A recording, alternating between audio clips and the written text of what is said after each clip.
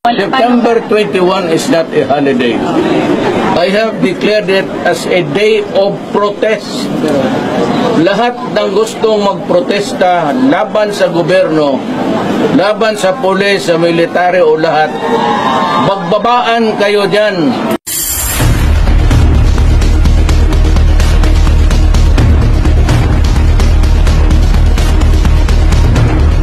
Pasimuno po sa anomalya sa flood control ay sila House Speaker Romualdez, Zaldico at ang pinakautak po ay si Bangag. Sila lang po, Your Honor.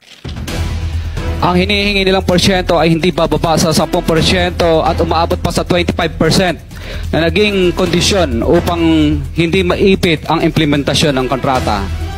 Ito ay binibigay namin sa kanila ng cash. Karamihan sa mga kawani ng DPWH na nabanggit sa itaas ay paulit-ulit na binabanggit ang delivery ng pera ay para sa kay Zaldico na dapat at least 25%. Si Kong Marvin Rillo naman ay ilang beses na binabanggit ang pangalan ni Speaker Martin Romualdez bilang kanyang malapit na kaibigan. 25. Sa tuwing umiinom kami sa Wine Story, sa BGC at sa Shangri-La Mall, sinasabi pa ni Kong Rillo na lahat ng kanyang request para sa pondo ay galing pa mismo sa unprogrammed funds at insertion na inaaprubahan ni Speaker.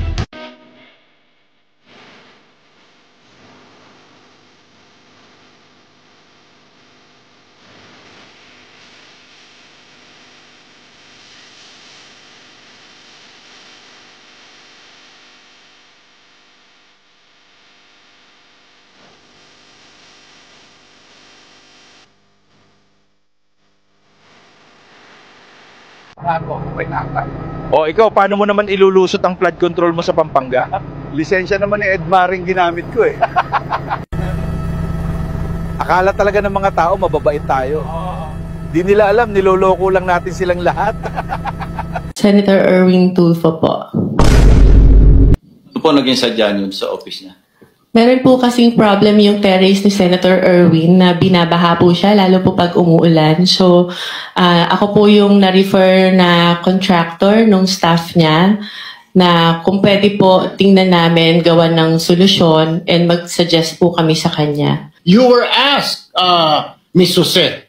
Yes, Your Honor, because I am of honest belief na wala po talaga kami. You were not bakit nababanggit ang pangalan mo dito ngayon? Eh meron ka palang kinalaman din sa mga proyekto sa Bulacan na yan. Pero right now, you were saying na hindi mo ako kilala, hindi ka nagpunta sa aking tanggapan. Correct? Yes, Your Honor. So lumalabas talaga na wala akong kinalaman kung ano man ang transaksyon niyo ni Bryce Hernandez. Am I correct?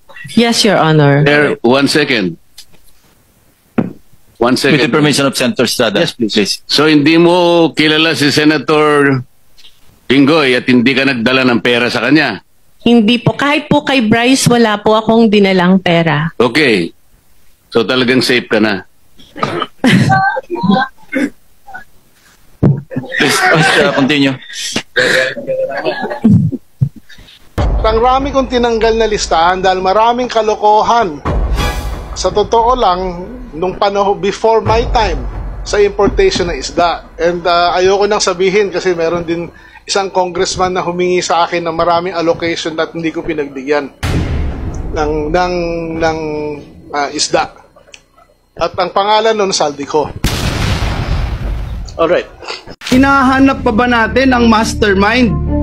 Dito rin po sa buluhagan na ito, Mr. President, unang nasabi yung binabanggit kahapon ni Senate President Escudero, a name that cannot be mentioned.